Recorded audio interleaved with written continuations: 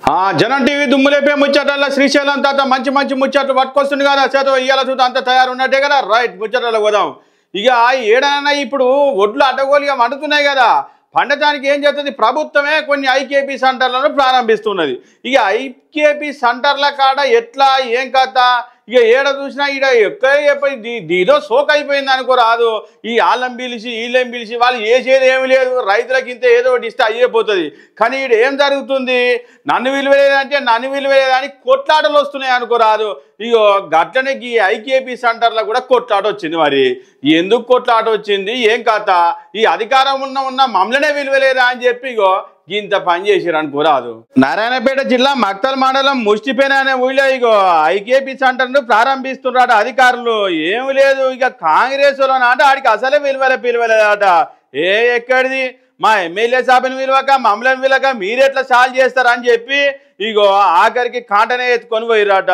ఓరిని ఇది ఎక్కడి చిత్రము ఏం కథ, ఆయనతో మళ్ళీ సెంటర్ లేకపోతే ఎట్లనా రైతులంతా ఆగంగారా, వాన వచ్చి ముందే ఒడ్లన్నీ ఖరాబ్ అవుతాయని చెప్పి ఆల తిప్పలు ఆలకుంటే ఓ దిక్కు తాట్పల్లి ఇయ్యరు ఏమి ఇయ్యరు. కానీ ఇగో గీడ పోరు వచ్చింది, పోరు వీళ్ళకు మమ్మల్ని విలువలేదు అని పెత్తనం మీకు మీ పెత్తనం సాలకుండా ఫస్ట్ రైతులను చూడుర్రా నాయన. రైతులను చూసినాక ఈ ప్రారంభోత్సవాలు గీరంభోత్సవాలు మొదలు పెట్టుర్రి. ఇంత కాడ గిత్త చిన్న ముత్తమంత దానికే లొల్లి పెట్టుకుంటే ఎట్లా అని అందరు గుసగుస పెట్టుకోబట్టి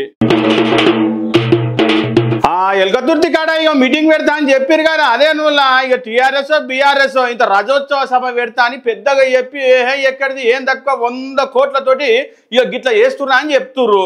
ఇక వాళ్ళు చెప్పిన దానికి ఇంత నిన్న మన కసర బిసర అనుకొని ఇంత పర్మిషన్ రాలే అది అని చెప్పి మొత్తం మీద అయితే పర్మిషన్ తెచ్చుకోర్రు. ఇక అంత బాగానే ఉంది కానీ ఇక ఇప్పుడు వచ్చింది అడసిచ్చు. మరి ఇంతకు సభ నడుస్తుందా అని నడవదా, ఆఖరికి అడ్డుకునే ప్రయత్నం అయితే మొదలు పెట్టిందట ఇగో ప్రభుత్వ పెద్దల నుంచి. అది మరి ఎందుకు అడ్డుకుంటుర్రు ఏం కథ, ఆ కథ ఏందో ఒకసారి అరుచుకుందాం. మరి బీఆర్ఎస్ ఏం తక్కువ 100 కోట్లతోటి పెద్ద మీటింగ్ పెట్టి అందరిని ఆకర్షించడానికి పెద్ద పులి బయటికి వెళ్తుందా అని ఇగో చెప్పకనే చెప్పారు కదా బీఆర్ఎస్ వాళ్ళు అంతా. ఇగో ఎల్కతుర్తి మీటింగ్ ఆయనతో సక్సెస్ అయ్యింది అనుకో, అయిపోయిగా మన పని అనుకొని కాంగ్రెస్ వాళ్ళు అయితే మొత్తం గుసగుసలు లొల్లి చేస్తుర్రట.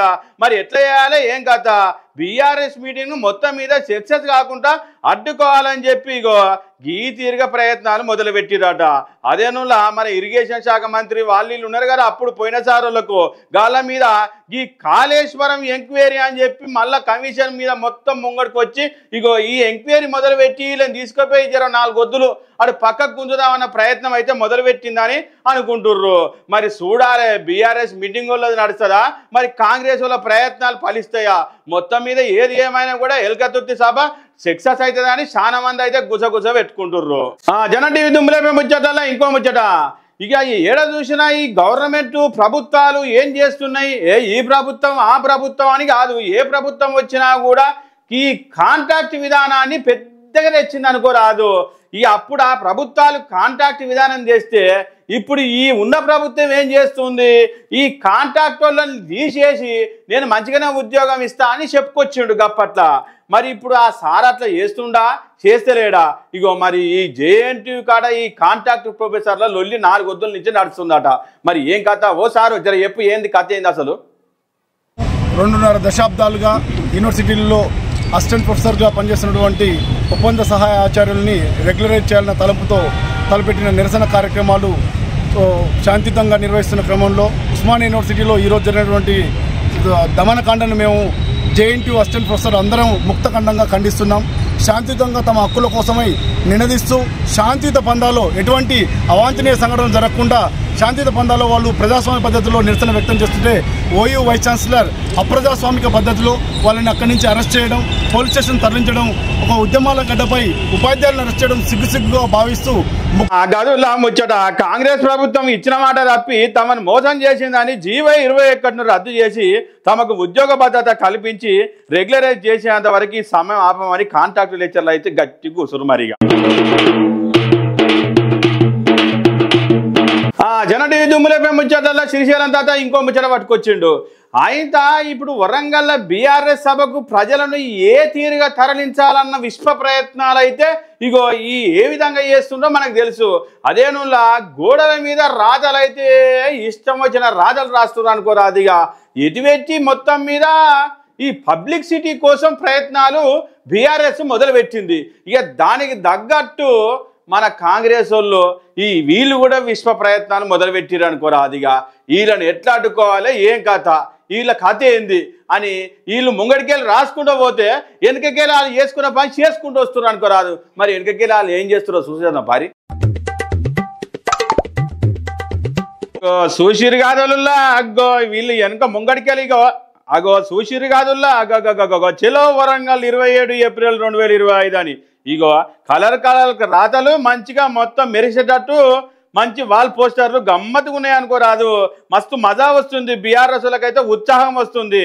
అరే వీళ్ళ ఉత్సాహం చూసి ఓర్వలేకనే ఇగో కింద ఇటు పక్క చూస్తారు కదా, అరే అంతా సున్నం పూసుకుంటూ వస్తుర్రు. అక్కడ చూసినవా మొత్తం మీద గోడలను మొత్తం తెల్లగా వేసి పడేసి సున్నం తీసి ఆ బీఆర్ఎస్ రాతలు కనబడకుండా చేస్తుర్రు అని ఈ సభా స్థలం కాడ మళ్ళా ఈ రైతులను కూడా రెచ్చగొడుతురట. రైతులను రెచ్చగొట్టి మొత్తం మీద ఏం చేసినా ఈ గోడల మీద రాసినా రైతులను రెచ్చగొట్టినా బీఆర్ఎస్ సభకు మందిని తరలించొద్దన్న విషయం మీద కాంగ్రెస్ వాళ్ళు గట్టి ప్రయత్నం మొదలుపెట్టినట్టు ఈ కూలంగా కనబడుతుందని అందరూ అయితే గుసగుస పెట్టుకుంటుర్రు. జనం టీవీ దుమ్ములేపే ముచ్చటల్లా శ్రీశైలం తాత ఇంకో ముచ్చట పట్టుకొచ్చిండు.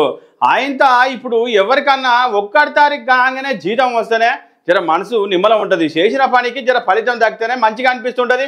ఆ జీతం వచ్చి రాగానే ఉంటుంది, పాలైనకు నీళ్ళైనకు కరెంటు బిల్లుకు అన్నట్టు పోతూనే ఉంటుంది. ఇగో గిట్లా ఈ 22 తారీఖు వచ్చినా కూడా వీళ్ళకి ఇంకా కూడా జీతాలు రాలేదటల్లా.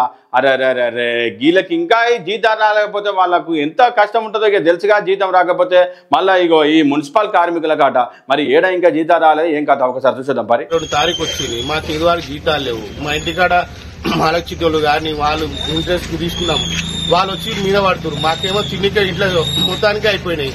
ఇప్పుడు 22 తారీఖు వచ్చింది, 8 రోజులు అయితే 2 నెలలు అవుతుంది. ఇది వరకు జీతాలే లేవు మాకు. మురికి పనులు చేసే మేక కూడా తిండి సరిగ్గా లేదా అన్నట్టుగా మొత్తం మీద కార్మికులు అయితే ఆగమాగం అవుతురు. 22 తారీఖు వచ్చినా ఇంకా జీతాలు రాకపోతే ఎట్లా మరి ఇల్లు ఎట్లా గడవాలి? తిండికే కష్టం అవుతుంది. అయితే మిత్తిలు తెచ్చుకున్న కాడ ఎట్లుంటుందో అని లొల్లి చేస్తుర్రు. మరి వీళ్ళకి జీతాలు రాస్తారు. కల్వకుర్తి మున్సిపాలిటీలో పనిచేసే కార్మికులు తిరిగా జీతాల కోసం లొల్లి చేస్తున్నారు అనుకోరాదు.